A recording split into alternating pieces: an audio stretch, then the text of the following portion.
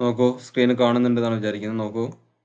Additional depreciation കഴിഞ്ഞ ദിവസം നമ്മൾ പറഞ്ഞിട്ടുണ്ടായിരുന്നു. അത് ഡിപ്രീസിയേഷനിൽ നമ്മള് കണ്ടതിന് പുറമെ ഇനിയും അതിനകത്ത് കുറച്ച് ടേംസും കൂടി നമുക്ക് വരുന്നുണ്ടെന്നുള്ളത്. Okay. Which means additional depreciation എന്നാണ് അതിനെ പറയുന്നത്. അപ്പൊ എന്താണ് അഡീഷണൽ ഡിപ്രീസിയേഷൻ? നോക്കുക. അതായത് ചില അസറ്റുകൾ വാങ്ങുന്ന സമയത്ത് നമുക്ക് നോർമലി ആ അസറ്റിന്റെ ഇൻകം ടാക്സ് റൂൾ അനുസരിച്ചിട്ട് എന്തുണ്ട്? ഒരു 15% 10% ഒക്കെ ഡിപ്രീസിയേഷൻ ഉണ്ട്. ആ നോർമലി ലഭിക്കുന്ന ആ ഡിപ്രീസിയേഷന് പുറമെ ആ അസറ്റിന് നമുക്ക് എക്സ്ട്രാ ഡിപ്രീസിയേഷനും ക്ലെയിം ചെയ്യാൻ പറ്റും. ഓക്കെ. നോർമലി നമുക്കൊരു 10% 15% ഡിപ്രീസിയേഷൻ ലഭിക്കുന്ന ഒരു അസറ്റാണെന്ന് വിചാരിക്കുക. അതിന് നമുക്ക് ഈ ഒരു കാറ്റഗറി അഡീഷണൽ ഡിപ്രീസിയേഷന്റെ ലോ അനുസരിച്ച് നമുക്ക് മേടിക്കാൻ പറ്റുന്ന ടൈപ്പ് അസറ്റ് ആണ് എങ്കിൽ നമുക്ക് ഒരു എക്സ്ട്രാ ഒരു 20% ഡിപ്രീസിയേഷനും കൂടി ക്ലെയിം ചെയ്യാൻ പറ്റും എന്നുള്ളതാണ്. അപ്പൊ നമുക്ക് നോർമലി 15% നമ്മൾ വാങ്ങുന്നതെങ്കിൽ എക്സ്ട്രാ 20% കൂടി നമുക്ക് ക്ലെയിം ചെയ്യാൻ പറ്റുമെങ്കിൽ മൊത്തം ഡിപ്രീസിയേഷൻ എത്രയാകും? 35% ആകും. ഓക്കെ. അപ്പൊ ബിസിനസിന് അത് ഒരു എക്സ്ട്രാ ബെനിഫിറ്റ് ആണെന്നുള്ളതാണ് അതിന്റെ ഗുണം. ഓക്കെ. അപ്പൊ ഏത് കേസിലാണ് നമുക്ക് അഡീഷണൽ ഡിപ്രീസിയേഷൻ ക്ലെയിം ചെയ്യാൻ പറ്റുക എന്നുള്ളതാണ് ഇവിടെ പറയുന്നത്. നോക്കൂ. 1. In case of any machinery or plant excluding ship and aircraft acquired and installed after March 31st, 2005 by an assessee who is engaged in the business of manufacture or production of any article or thing, additional depreciation of 20% of actual cost shall be allowed. അതായത് ഒരു product ഉൽപ്പാദിപ്പിക്കുന്ന ഒരു എന്താണ് അതിന്റെ ഒരു അല്ലെങ്കിൽ ഒരു manufacturing business ചെയ്യുന്ന ഒരു സ്ഥാപനം ഒരു പുതിയൊരു മെഷീനറി അല്ലെങ്കിൽ പ്ലാന്റോ എന്താണ് ഇൻസ്റ്റാൾ ചെയ്യാണെന്ന് വിചാരിക്കുക. ഇൻസ്റ്റാൾ ചെയ്യുന്നത് മാർച്ച് 31, 2005 ശേഷമാണ് എങ്കിൽ അത്തരം ബിസിനസ്സിന് അവരുടെ മെയിൻ ബിസിനസ് എന്താണ്? അവര് പ്രൊഡക്ഷൻ നടത്തുക അല്ലെങ്കിൽ മാനുഫാക്ചറിംഗ് ആണ് അവരുടെ ജോബ്. ഓക്കെ. അവരുടെ ബിസിനസ് എന്ന് പറയുന്നത്. അത്തരം ബിസിനസ്സിന് എന്ത് ചെയ്യാൻ പറ്റും? അഡീഷണൽ ഡിപ്രീസിയേഷൻ പുതുതായിട്ട് വാങ്ങിയിട്ടുള്ള ആ മെഷീനറിക്ക് പുതുതായിട്ട് വാങ്ങിയിട്ടുള്ള ആ പ്ലാന്റിന് അഡീഷണൽ ഡിപ്രീസിയേഷൻ ഒരു 20% ക്ലെയിം ചെയ്യാൻ പറ്റും. ഓക്കെ. അപ്പൊ പുതുതായിട്ട് വാങ്ങിയിട്ടുള്ള എന്ന് പറയുമ്പോൾ ശ്രദ്ധിക്കേണ്ട കാര്യം നമ്മുടെ ബിസിനസ്സിന് അത് പുതിയതായാൽ പോരാ. ആ അസറ്റ് തന്നെ എന്തായിരിക്കണം? പുതിയതായിരിക്കണം. ഓക്കെ. ഫോർ എക്സാമ്പിൾ നമ്മളിപ്പോ എന്തായിരിക്കും നമ്മൾ വേറെ ഓൾറെഡി നേരത്തെ ക്ലെയിം ഉപയോഗിച്ചിട്ടുള്ള ഏതെങ്കിലും ഒരു ബിസിനസിന്റെ ആ ഒരു അസറ്റ് അല്ലെങ്കിൽ ഒരു മെഷീനറി നമ്മൾ വാങ്ങി. ഓക്കെ. ആ മെഷീനറി ബിസിനസ് ഓൾറെഡി ഉപയോഗിച്ചിട്ടുണ്ടെന്ന് വിചാരിക്കും. പക്ഷെ നമ്മുടെ ബിസിനസിനെ സംബന്ധിച്ചിടത്തോളം അത് പുതിയതാണ്. പക്ഷെ അതുകൊണ്ട് എന്ത് ചെയ്യാൻ പറ്റില്ല? നമുക്ക് ക്ലെയിം ചെയ്യാൻ പറ്റില്ല. ആ മെഷീനറി തന്നെ എന്തായിരിക്കണം? പുതിയ മെഷീനറി ആയിരിക്കണം. നമ്മുടെ ബിസിനസ്സിനും പുതിയതായിരിക്കണം. അങ്ങനെയെങ്കിൽ മാത്രമേ നമുക്ക് എന്ത് ചെയ്യാൻ പറ്റുള്ളൂ? അത് നിന്ന് നമുക്ക് അഡീഷണൽ ഡിപ്രീസിയേഷൻ ക്ലെയിം ചെയ്യാൻ പറ്റുള്ളൂ. ഓക്കെ. സെക്കൻഡ് പോയിന്റ് നോക്കൂ. From assessment year 2013-14, the same is allowed to assessee engaged in business. 1 minute.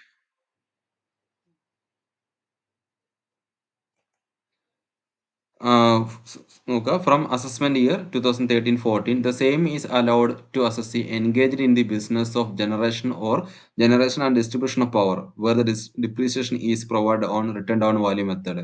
അപ്പൊ നമ്മൾ പറഞ്ഞു എന്തെങ്കിലും ഒരു ഉൽപ്പന്നം മാനുഫാക്ചർ ചെയ്യുന്ന അല്ലെങ്കിൽ ഒരു മാനുഫാക്ചറിംഗ് ഓർഗനൈസേഷൻ ആണ് എന്ത് ചെയ്യാൻ പറ്റുക?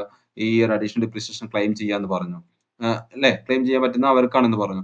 2013-14 എന്താണ് ഈ ഇലക്ട്രിസിറ്റി പവർ ജനറേറ്റ് ചെയ്യുന്ന ബിസിനസ്സുകൾ ഉണ്ടാവും. ഇപ്പം നമ്മുടെ കേരളത്തിലൊക്കെ പവർ ജനറേറ്റ് ചെയ്യുന്നത് ആരാണ്?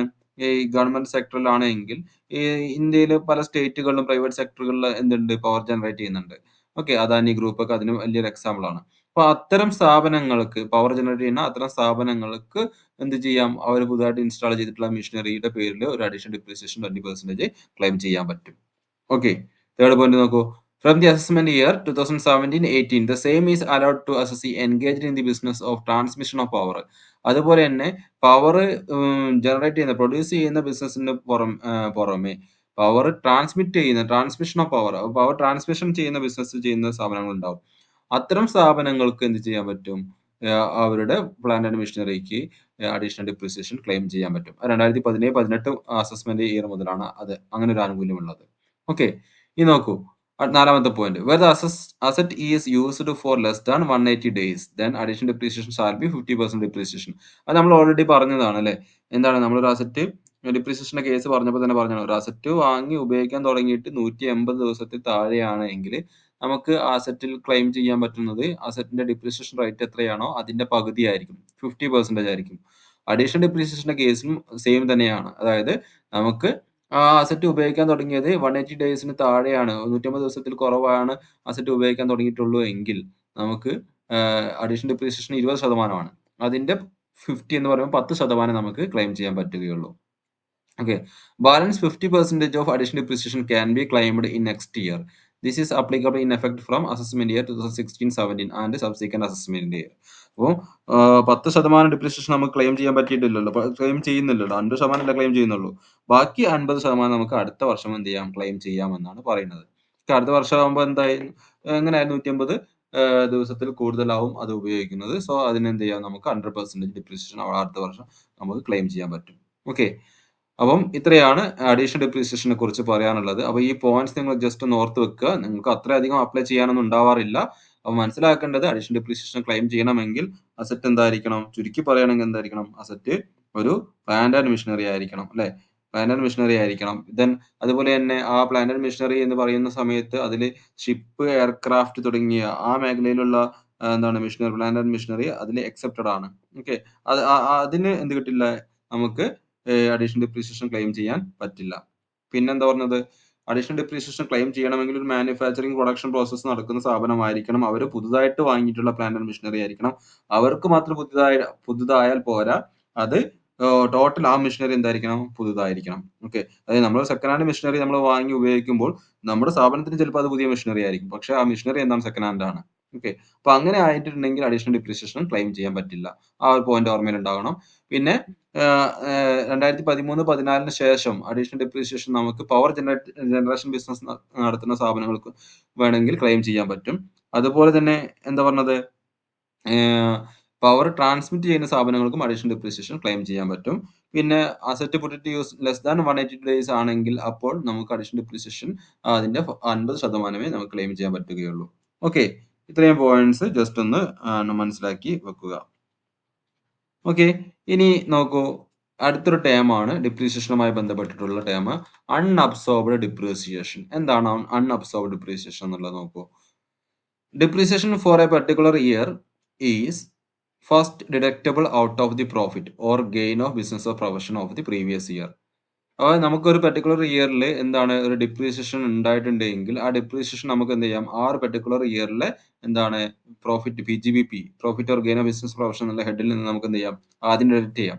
അപ്പൊ നമുക്ക് ഡിപ്രീസിയേഷൻ ഉണ്ടായി കഴിഞ്ഞാൽ, ഒരു പെർട്ടിക്കുലർ ഡിപ്രീസിയേഷൻ ഉണ്ടായി കഴിഞ്ഞാൽ നമ്മൾ എന്ത് ചെയ്യുന്നു, സെയിം ഹെഡിൽ, നമ്മുടെ ബിസിനസിന്റെ ഹെഡിൽ എന്ത് ചെയ്യും, ആ ഡിപ്രീസിയേഷൻ നമ്മൾ ഡിഡക്ട് ചെയ്യും. ഓക്കെ.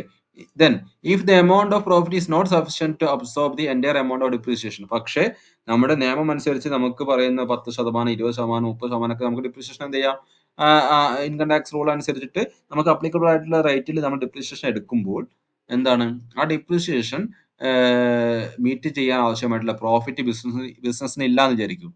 ഓക്കെ. അങ്ങനെയുള്ള കേസിൽ എന്താ ചെയ്യുക, അങ്ങനെയുള്ള കേസിലാണ് ഈ അൺഅബ്സോർബ്ഡ് ഡിപ്രീസിയേഷൻ എന്നുള്ള ഒരു ടേം വരുന്നത്. ഓക്കെ. അതായത് നമുക്ക് എത്രത്തോളം, ഇപ്പോൾ ഫോർ എക്സാമ്പിൾ നമ്മുടെ കയ്യിൽ പ്രോഫിറ്റ് ഒരു 50,000 രൂപയേ ഉള്ളൂ. നമ്മൾ എന്താണ് ഇൻകം ടാക്സ് റേറ്റ് വെച്ച് കാൽക്കുലേറ്റ് ചെയ്ത ഡിപ്രീസിയേഷൻ ഒരു 70,000 രൂപയുണ്ട്. അപ്പോൾ നമുക്ക് എന്താ ചെയ്യാൻ പറ്റുള്ളൂ, നമ്മുടെ കയ്യിലുള്ള 50,000 രൂപയ്ക്ക് നമുക്ക് എന്ത് ചെയ്യാൻ പറ്റുള്ളൂ, ഈ വർഷം ഡിപ്രീസിയേഷൻ അഡ്ജസ്റ്റ് ചെയ്യാൻ പറ്റുള്ളൂ. ബാക്കി 20,000 രൂപ ഇനിയും ഡിപ്രീസിയേഷനിൽ ബാക്കിയുണ്ട്, അഡ്ജസ്റ്റ് ചെയ്യാൻ പറ്റാത്ത ഡിപ്രീസിയേഷൻ നമ്മുടെ കയ്യിൽ ബാക്കിയുണ്ട്. ഓക്കെ. ആ അഡ്ജസ്റ്റ് ചെയ്യാൻ പറ്റാത്ത ഒരു പെർട്ടിക്കുലർ ഇയറിൽ നമുക്ക് സെറ്റ് ഓഫ് ചെയ്യാൻ പറ്റാത്ത, അല്ലെങ്കിൽ നമുക്ക് അഡ്ജസ്റ്റ് ചെയ്ത് കളയാൻ, മൈനസ് ചെയ്ത് കളയാൻ പറ്റാത്ത ആ ഡിപ്രീസിയേഷന്റെ പോർഷനെ വിളിക്കുന്ന പേരാണ് എന്ത്, അൺഅബ്സോർബ്ഡ് ഡിപ്രീസിയേഷൻ എന്ന് പറയുന്നത്. ഓക്കെ. ആ അൺഅബ്സോർബ്ഡ് ഡിപ്രീസിയേഷനെ നമ്മൾ എന്ത് ചെയ്യുന്നു, വരും വർഷങ്ങളിലേക്ക് നമ്മൾ ക്യാരി ഫോർവേഡ് ചെയ്യും. അടുത്ത വർഷത്തിലേക്ക് നമുക്ക് എന്താണ് ബിസിനസ്സിന് ലാഭം ഉണ്ടാവുകയാണ്, പ്രോഫിറ്റ് ഉണ്ടാവുകയാണെങ്കിൽ നമുക്ക് സെറ്റ് ഓഫ് ചെയ്യാൻ വേണ്ടി നമ്മൾ എന്ത് ചെയ്യും, അതിനെ അടുത്ത വർഷത്തേക്ക് നമ്മൾ ക്യാരി ഫോർവേഡ് ചെയ്യും. അപ്പോൾ മനസ്സിലാക്കേണ്ട ഇത്രയേ ഉള്ളൂ, ഒരു ബിസിനസ്സിന് എന്താണ് ഡിപ്രീസിയേഷൻ അഡ്ജസ്റ്റ് ചെയ്യാൻ ആവശ്യമായിട്ടുള്ള പ്രോഫിറ്റ് ഇല്ല എന്ന് വിചാരിക്കുക. അങ്ങനെയെങ്കിൽ അഡ്ജസ്റ്റ് ചെയ്യാൻ പറ്റാത്ത ആ എന്താണ് എക്സ്ട്രാ ഉള്ള എക്സസ് ആയിട്ടുള്ള ആ ഡിപ്രീസിയേഷൻ എമൗണ്ടിനെ നമ്മൾ തൊട്ടടുത്തുള്ള ഹെഡ്, എന്താണ് ഹൗസ് പ്രോപ്പർട്ടി എന്നുള്ള ഹെഡ് ഉണ്ട്, ക്യാപിറ്റൽ ഗെയിൻ എന്നുള്ള ഹെഡ് ഉണ്ട്, അല്ലെ? അങ്ങനെയുള്ള ഹെഡിൽ നമ്മൾ കൊണ്ടുപോയിട്ട് അതിന് അവിടെയും നമുക്ക് ഇൻകം ഉണ്ടെങ്കിൽ അതിൽ കൊണ്ടുപോയിട്ട് അഡ്ജസ്റ്റ് ചെയ്യാൻ നോക്കും. അവിടെയും നമുക്ക് അഡ്ജസ്റ്റ് ചെയ്യാൻ പറ്റുന്നില്ല എങ്കിൽ നമ്മൾ എന്ത് ചെയ്യുന്നു? അതിനെ നമ്മൾ ക്യാരി ഫോർവേഡ് ചെയ്യും. അടുത്ത വർഷത്തിലേക്ക് നമ്മൾ അഡ്ജസ്റ്റ് ചെയ്യാൻ വേണ്ടി അതിനെ മാറ്റിവെക്കും. അങ്ങനെ മാറ്റിവെക്കുകയാണെങ്കിൽ ആ ഡിപ്രീസിയേഷനെ വിളിക്കുന്ന പേരാണ് എന്ത്? അൺഅബ്സോർബ്ഡ് ഡിപ്രീസിയേഷൻ എന്ന് പറയുന്നത്. Okay, clear? ഇനി അടുത്ത് നോക്കൂ, set off and carry forward of depreciation. അത് നമ്മളിപ്പോൾ ഈ അൺഅബ്സോർബ്ഡ് ഡിപ്രീസിയേഷന്റെ സെയിം കാര്യം തന്നെയാണ്. അപ്പോൾ നമ്മൾ ഈ അൺഅബ്സോർബ്ഡ് ഡിപ്രീസിയേഷനുള്ള ടേം മാത്രമേ നമുക്ക് പഠിക്കാനുള്ളൂ. Set off and carry forward എന്നുള്ള ടേമേ പഠിക്കാനുള്ളൂ. പ്രോബ്ലം ആയിട്ട് നമുക്ക് ഈ സെമസ്റ്ററിൽ ഇല്ല, നെക്സ്റ്റ് സെമസ്റ്ററിൽ ഉണ്ട്. ഓക്കെ, അപ്പൊ ആ ടേം ചിലപ്പോൾ ചോദിക്കാം നമുക്ക് പാർട്ട് എയില് വാട്ട് ഈസ് അൺഅബ്സോർബ്ഡ് ഡിപ്രീസിയേഷൻ എന്നുള്ളത് കേട്ടോ. ഇനി അതുപോലെ set off and carry forward depreciation എന്ന് പറഞ്ഞെങ്കിൽ സെയിം, അതായത് കഴിഞ്ഞ വർഷം നമുക്ക് അഡ്ജസ്റ്റ് ചെയ്യാൻ പറ്റാത്ത ഡിപ്രീസിയേഷൻ എന്തെങ്കിലും ഉണ്ടെങ്കിൽ ആ ഡിപ്രീസിയേഷൻ നമുക്ക് ഈ വർഷം എന്ത് ചെയ്യാം?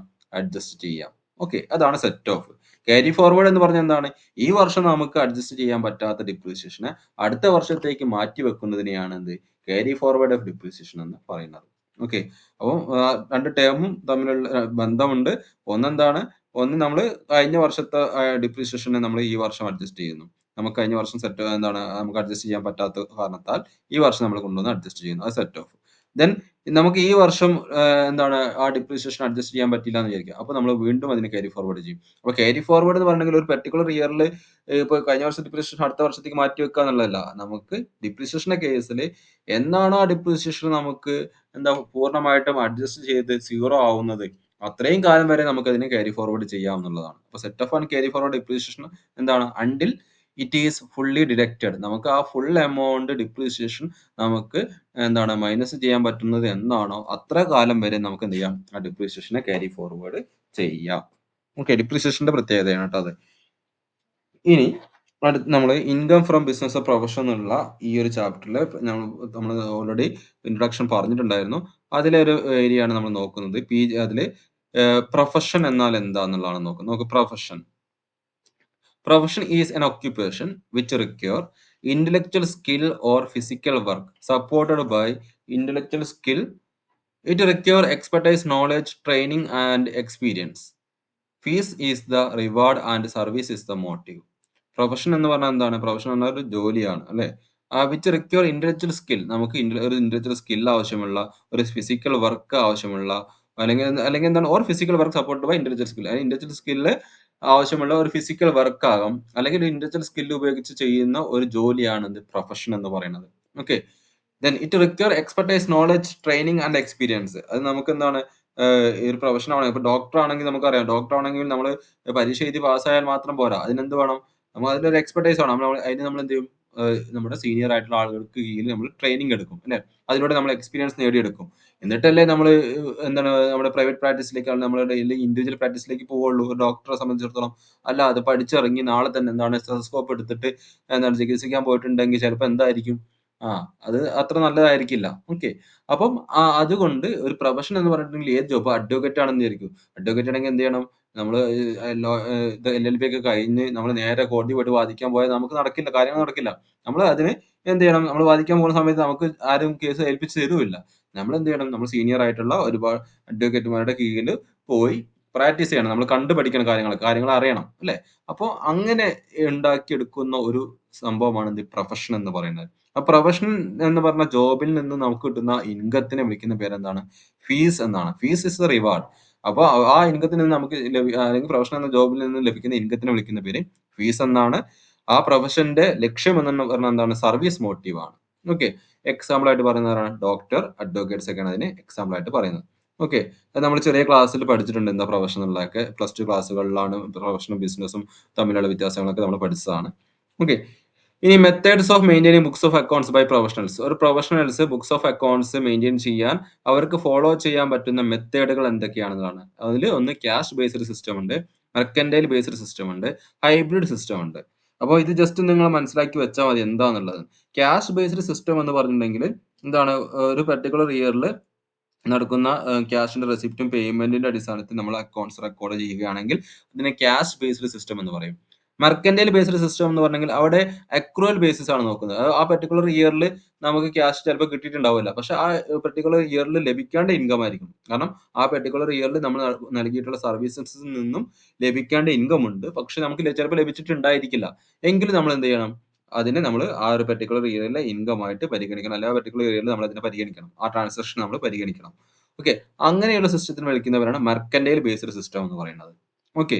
അതുപോലെ എന്താണ് നമ്മൾ ഒരു എമൗണ്ട് കൊടുക്കാനുണ്ട്. ഇപ്പൊ നമ്മൾ എന്താണ് ഇൻകം ടാക്സ് കൊടുക്കാനുണ്ട് എങ്കിൽ ഈ ഒരു ഇയർലി ഇൻകം ടാക്സ് കൊടുക്കാനുണ്ട്. നമ്മുടെ കയ്യിൽ ക്യാഷ് ഇല്ലാത്തത് കൊണ്ട് നമ്മൾ കൊടുത്തിട്ടില്ല എന്ന് വിചാരിക്കും. പക്ഷെ എന്താണ് അതൊരു ഈ പർട്ടിക്കുലർ ഇയറിലെ എക്സ്പെൻസ് ആയിട്ടാണ് അതിനെ ട്രീറ്റ് ചെയ്യുക. അതാണ് മെർക്കന്റൈൽ ബേസ്ഡ് സിസ്റ്റം എന്ന് പറയുന്നത്. അല്ലെങ്കിൽ അക്രൂവൽ സിസ്റ്റം എന്ന് പറയും. ഓക്കെ. അക്കൗണ്ടൻസിയുടെ ബേസ് ആണത്. അറിയാമെന്ന് വിചാരിക്കുന്നു. പിന്നെ അടുത്താണ് ഹൈബ്രിഡ്. ഹൈബ്രിഡ് എന്ന് പറയുമ്പോൾ രണ്ടും ക്യാഷ് ബേസ്ഡും മെർക്കന്റൈൽ ബേസ്ഡ് സിസ്റ്റവും രണ്ടിന്റെയും ഒരു മെർജ്ഡ് മെത്തേഡ് ആണ് എന്ത് ഹൈബ്രിഡ് സിസ്റ്റം എന്ന് പറയുന്നത്. അതായത് ഈ ഒരു പർട്ടിക്കുലർ ഇയറിൽ നടക്കുന്ന ക്യാഷ് ട്രാൻസാക്ഷനും നമ്മൾ എന്ത് ചെയ്യും? റെക്കോർഡ് ചെയ്യും. അതുപോലെ തന്നെ ഈ ഒരു പർട്ടിക്കുലർ ഇയറിൽ നടക്കുന്ന നോൺ ക്യാഷ് ആയിട്ട് നടക്കുന്ന ട്രാൻസാക്ഷനും അത് ഈ പർട്ടിക്കുലർ ഇയറിന് അപ്ലിക്കബിൾ ആയിട്ടുള്ള ട്രാൻസാക്ഷൻ ആണെങ്കിൽ അത് നമ്മളിവിടെ റെക്കോർഡ് ചെയ്യും. അതാണ് ഹൈബ്രിഡ് മെത്തേഡ് എന്ന് പറയുന്നത്.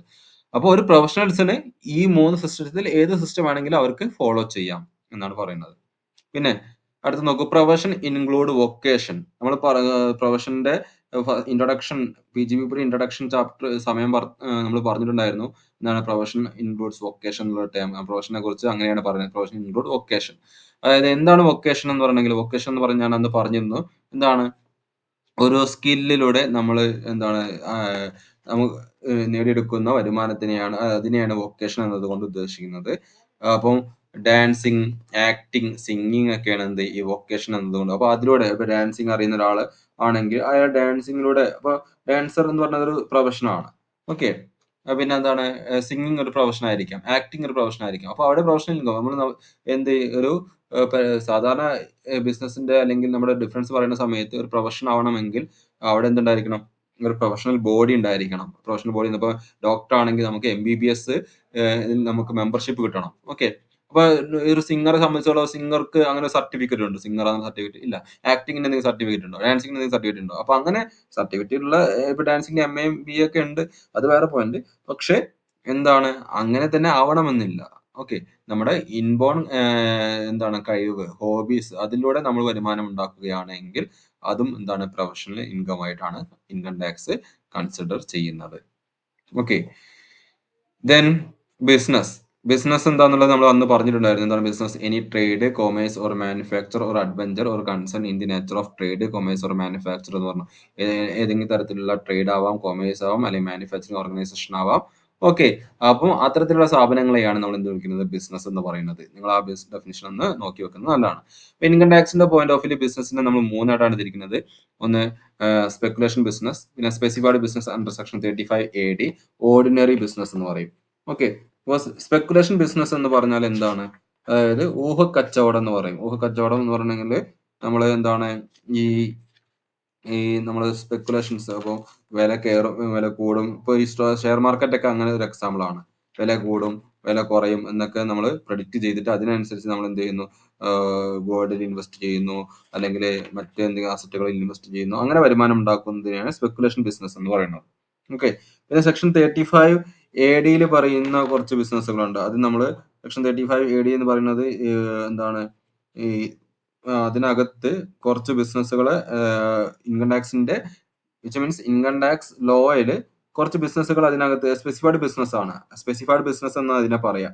അതായത് ഇൻകം ടാക്സ് ലോയില് കുറച്ച് ബിസിനസ്സുകൾ ഈ ഒരു കാറ്റഗറിയിൽ ലിസ്റ്റ് ചെയ്തിട്ടുണ്ട്. ആ ബിസിനസ് അത്തരം ബിസിനസ്സുകളെയാണ് സെക്ഷൻ 35 AD ബിസിനസ്സുകൾ എന്ന് പറയുന്നത്. അത് ഈ ഇൻവെസ്റ്റ്മെന്റ് ആക്ടിവിറ്റീസിൽ എൻഗേജ് ചെയ്തിട്ടുള്ള ബിസിനസ്സുകളുണ്ട്. ഇൻഫ്രാസ്ട്രക്ചർ ഡെവലപ്മെന്റ് ആക്ടിവിറ്റീസിലൊക്കെ. ഇൻഫ്രാസ്ട്രക്ചർ ഡെവലപ്മെന്റ് എന്ന് പറഞ്ഞാൽ റോഡ്, കൺസ്ട്രക്ഷൻസ്, പിന്നെന്താണ് നമ്മുടെ പാലം, ബ്രിഡ്ജ് അങ്ങനത്തെ ഇൻഫ്രാസ്ട്രക്ചർ ആക്ടിവിറ്റീസിൽ എൻഗേജ് ചെയ്യുന്ന ബിസിനസ്സുകളൊക്കെയാണ് എന്ത് ഈ സ്പെസിഫൈഡ് ബിസിനസ്സിൽ വരുന്നത്. അങ്ങനെയുള്ള സ്പെസിഫൈഡ് ബിസിനസ്സുകൾ, പിന്നെ ഓർഡിനറി ബിസിനസ്, ഈ രണ്ട് കാറ്റഗറിയിലും വരാത്ത ബിസിനസ്സുകളെയാണ് നമ്മൾ ഓർഡിനറി ബിസിനസ് എന്ന് പറയുന്നത്. ഓക്കെ. അപ്പം ഈ ബിസിനസ് എന്ന് പറയുമ്പോൾ പ്രധാനമായിട്ടും ഇൻകം ടാക്സിന്റെ പോയിന്റ് ഓഫ് വ്യൂ ഈ ഒരു 3 ക്ലാസിഫിക്കേഷൻ ആണ് ഉള്ളത് എന്ന് മനസ്സിലാക്കാം. അത് നിങ്ങൾ തിയറി ബേസിന് ജസ്റ്റ് മനസ്സിലാക്കി വെച്ചാൽ മതി. ഓക്കെ. ഇനി നമ്മൾ കാര്യമായിട്ട് നമുക്ക് പ്രോബ്ലം ചെയ്യാനുള്ള ഏരിയയിലേക്ക് പോവുകയാണ്. അപ്പൊ നമ്മൾ പ്രൊഫഷണൽ ഇൻകം കമ്പ്യൂട്ട് ചെയ്യുന്ന ഒരു പ്രോബ്ലം കിട്ടിക്കഴിഞ്ഞിട്ടുണ്ടെങ്കിൽ പ്രൊഫഷനെ സംബന്ധിച്ചിടത്തോളം നമ്മൾ പ്രൊഫഷണൽ റെസിപ്റ്റും പ്രൊഫഷണൽ പേയ്മെന്റും ആണ് ഉണ്ടാവുക. ഓക്കെ. ആ പ്രൊഫഷണൽ റെസിപ്റ്റും നിന്നും പ്രൊഫഷണൽ പേയ്മെന്റ്സ് മൈനസ് ചെയ്ത് കഴിഞ്ഞാൽ നമുക്ക് ലഭിക്കുന്നതായിരിക്കും എന്ത് പ്രൊഫഷണൽ ഇൻകം എന്ന് പറയുന്നത്. ഓക്കെ. ഒരു സിമ്പിൾ ആയിട്ട് ഒരു ഇക്വേഷൻ പറയുകയാണെങ്കിൽ അതാണ്. എന്താണ് പ്രൊഫഷണൽ ഇൻകം എന്ന് പറഞ്ഞെങ്കിൽ നമ്മൾ സാധാരണ ഇത് പ്രോബ്ലം ചെയ്യുക ഒരു സ്റ്റേറ്റ്മെന്റ് രൂപത്തിലായിരിക്കും. പർട്ടിക്കുലർ കോളം, എമൗണ്ട് കോളം നമ്മൾ ടാക്സിലെ എല്ലാ പ്രോബ്ലം ചെയ്യുന്നത് അങ്ങനെയാണ്. അറിയാലോ. പക്ഷെ ആ രൂപത്തിലായിരിക്കും നമ്മൾ ചെയ്യുക. പക്ഷെ നിങ്ങൾ മനസ്സിലാക്കേണ്ട കാര്യം ഇത്രയേ ഉള്ളൂ. പ്രൊഫഷണൽ റെസിപ്റ്റിൽ നിന്നും നമ്മൾ എന്ത് ചെയ്യുന്നു? പ്രൊഫഷണൽ പേയ്മെന്റ്സ് മൈനസ് ചെയ്ത് കഴിഞ്ഞാൽ നമുക്ക് എന്ത് കിട്ടും? പ്രൊഫഷണൽ ഇൻകം കിട്ടും എന്ന് മനസ്സിലാക്കുക. അപ്പൊ ഇവിടെ നിങ്ങൾക്ക് ഒരു ഫോർമാറ്റ് ഞാനൊരു എക്സാമ്പിൾ കൊടുത്തിട്ടുണ്ട്. ഈ എക്സാമ്പിൾ എന്ന് പറയുന്നത് എന്താണ്?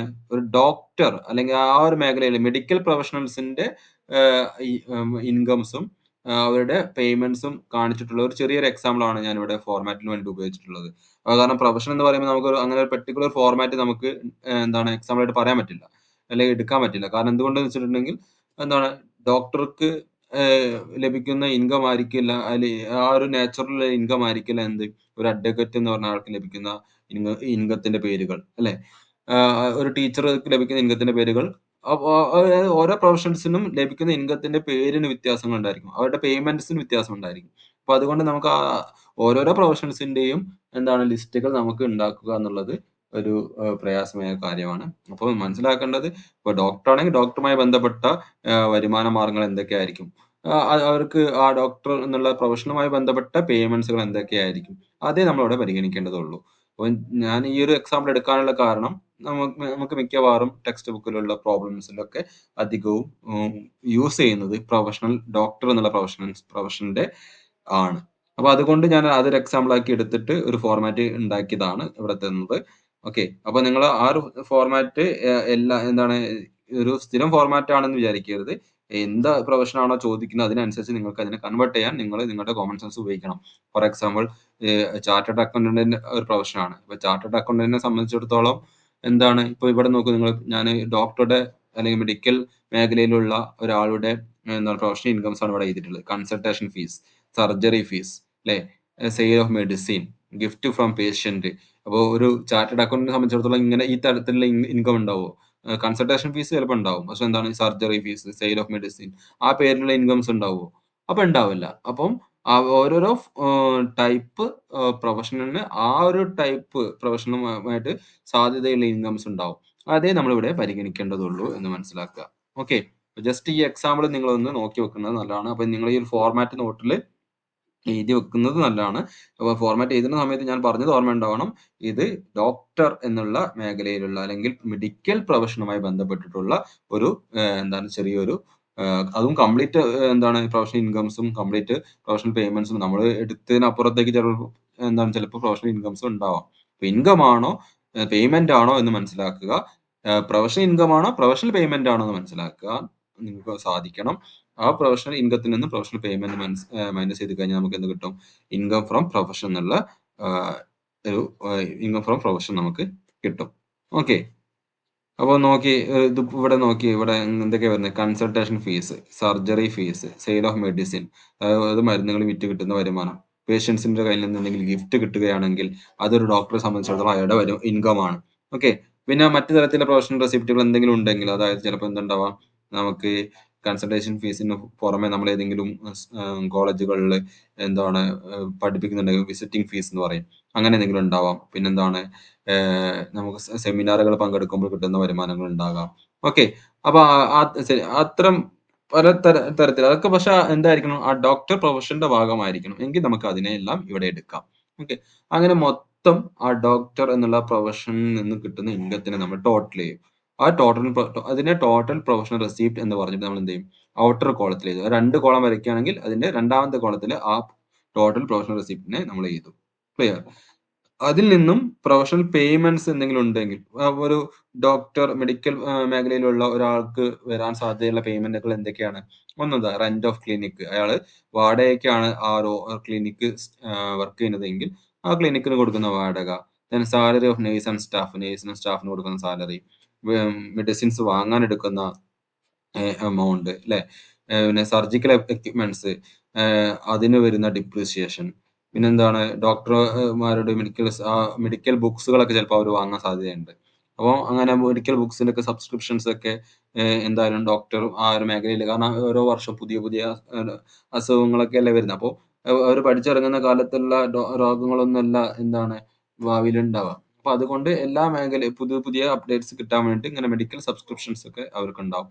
അതുണ്ടെങ്കിൽ അതിന് ചെലവാക്കുന്ന എമൗണ്ട്. പിന്നെന്താണ് ഡോക്ടർക്ക് വീട്ടിൽ നിന്നും എവിടേക്ക് ഹോസ്പിറ്റലിലേക്ക്, ക്ലിനിക്കിലേക്ക് വരാൻ വേണ്ടി ഉപയോഗിക്കുന്ന കാറിന്റെ എക്സ്പെൻസ്, അങ്ങനെയുള്ള സംഭവങ്ങളൊക്കെയാണ് പ്രൊഫഷണൽ പേയ്മെന്റ്സിൽ വരിക. അപ്പോൾ അയാൾ ഇവിടെ വീട്ടിൽ നിന്നും ഹോസ്പിറ്റലിലേക്ക് വരാനുള്ള ഉപയോഗിക്കുന്ന കാറിന്റെ എക്സ്പെൻസ് എടുക്കാൻ പറ്റുള്ളൂ. അയാളുടെ സ്വന്തം ആവശ്യത്തിന് ഉപയോഗിക്കുന്ന ഇതും കൂടി ചിലപ്പോൾ ആ മൊത്തം കാർ എക്സ്പെൻസിൽ ഉണ്ടാവും. അങ്ങനെ ഉണ്ടെങ്കിൽ എന്ത് ചെയ്യേണ്ടി വരും? അതിനെ ഒഴിവാക്കേണ്ടി വരും. ആ കാര്യങ്ങളൊക്കെ നമ്മൾ ചിന്തിക്കണം കേട്ടോ. അപ്പം അങ്ങനെ എല്ലാ പ്രൊഫഷണൽ പേയ്മെന്റ്സും എന്ത് ചെയ്യുന്നു? കൂട്ടുന്നു. ആ പ്രൊഫഷണൽ പേയ്മെന്റ്സിന് നമ്മൾ നേരത്തെ പറഞ്ഞതുപോലെ ഔട്ടർ കോളത്തേക്ക് എടുത്ത് ചെയ്തും വിത്തിൻ ബ്രാക്കറ്റിനകത്താക്കിയിട്ട്, കാരണം എന്താണ്? അത് മൈനസ് ചെയ്യേണ്ട ഐറ്റമാണ്. അങ്ങനെ പ്രൊഫഷണൽ ഇൻകത്തിൽ നിന്നും പ്രൊഫഷണൽ പേയ്മെന്റ്സ് മൈനസ് ചെയ്യുന്നു. നമുക്ക് എന്ത് കിട്ടും? ഇൻകം ഫ്രം പ്രൊഫഷൻ കിട്ടും. ആൻസർ പോസിറ്റീവ് ആണെങ്കിൽ ഇൻകം ഫ്രം പ്രൊഫഷൻ ആയിരിക്കും. ആൻസർ നെഗറ്റീവ് ആണെങ്കിൽ ലോസ് ഫ്രം പ്രൊഫഷൻ ആയിരിക്കും. നമുക്കറിയാലോ. ക്ലിയർ? പ്രൊഫഷൻ ഇൻകത്തിന്റെ ആ ഒരു ഫോർമാറ്റ് ക്ലിയർ ആണല്ലോ.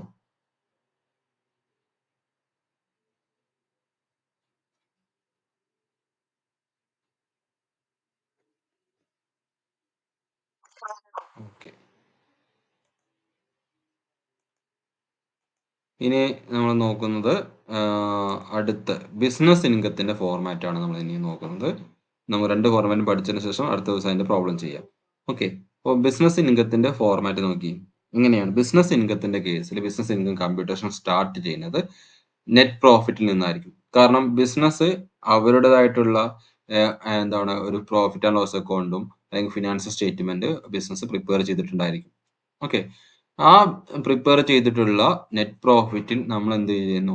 ചില ഐറ്റംസിനെ അഡ്ജസ്റ്റ് ചെയ്യാണ് ചെയ്യുക. അതായത് നമുക്കറിയാം പ്രോഫിറ്റ് ആൻഡ് ലോസ് അക്കൗണ്ടിന്റെ ഡെബിറ്റ് സൈഡിലുള്ള ഐറ്റംസ് എന്ന് പറഞ്ഞാൽ എന്താണ്? എക്സ്പെൻസുകളാണ് അല്ലേ? പ്രോഫിറ്റ് ആൻഡ് ലോസ് അക്കൗണ്ടിന്റെ ക്രെഡിറ്റ് സൈഡിലുള്ള ഐറ്റംസ് എന്താണ്? ഇൻകംസ് ആണ്. അപ്പം പ്രോഫിറ്റ് ആൻഡ് ലോസ് അക്കൗണ്ട് അകത്ത് എന്താണ് ബിസിനസ്സുമായി റിലേറ്റഡ് അല്ലാത്ത എന്തെങ്കിലും ഐറ്റംസ് ഉണ്ടെന്ന് വിചാരിക്കുക.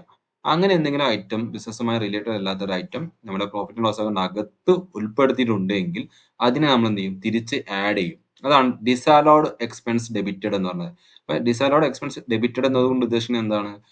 നമ്മുടെ ബിസിനസ് പ്രിപ്പയർ ചെയ്ത് വെച്ചിട്ടുള്ള പ്രോഫിറ്റ് ആൻഡ് ലോസ് അക്കൗണ്ടിനകത്ത് ആ ബിസിനസ് റൺ ചെയ്യാൻ ആവശ്യമില്ലാത്ത, അല്ലെങ്കിൽ ബിസിനസ് റിലേറ്റഡ് ബിസിനസ് ആക്ടിവിറ്റിയുമായി ബന്ധമില്ലാത്ത എന്തെങ്കിലും എക്സ്പെൻസുകൾ ഉണ്ടെങ്കിൽ അതിനെ തിരിച്ച് ആഡ് ചെയ്യുക എന്നുള്ളതാണ് ഡിസലൗഡ് എക്സ്പെൻസ് ഡെബിറ്റഡ് എന്നതുകൊണ്ട് ഉദ്ദേശിക്കുന്നത്.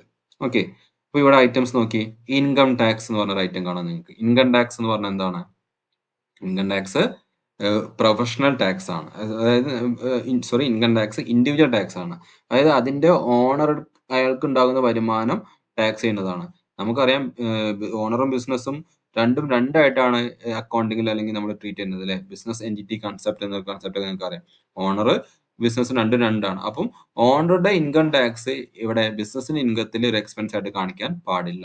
അതുകൊണ്ട് അങ്ങനെ കാണിച്ചിട്ടുണ്ടെങ്കിൽ എന്ത് ചെയ്യണം? അതിനെ തിരിച്ച് ആഡ് ചെയ്യണം. നെറ്റ് പ്രോഫിറ്റിനോട് കൂടി അതിനെ ആഡ് ചെയ്യണം. ഓക്കെ.